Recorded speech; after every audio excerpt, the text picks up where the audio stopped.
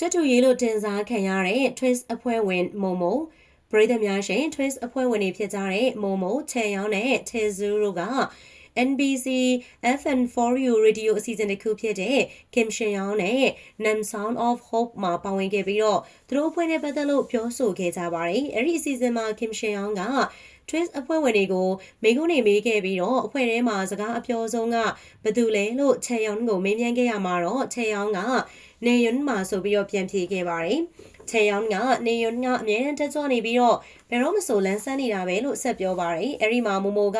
နေယွန်းရဲ့စကားပြောနိုင်စွမ်းကိုအခုလိုပြောဆိုခဲ့တာပါ။မမိုကတနေ့နေယွန်းရဲ့စကားပြောနေရင်သူပြောနေတာကိုနားထောင်ပြီးတော့ကျမအိပ်ပျော်သွားခဲ့တယ်။ဒါပေမဲ့ကျမတအေးနိုးလာတော့လေနေယွန်းကကျမကိုစကားပြောနေတော့မှာပဲလို့ဆိုခဲ့တာကြောင့်အားလုံးပွဲကျသွားခဲ့တာပါ။နေယွန်းနေနဲ့ဘလို့အကြောင်းအရာတွေကိုပြောသလဲဆိုတဲ့မိကုန်းကိုတော့ Twins အဖွဲ့ဝင်တွေက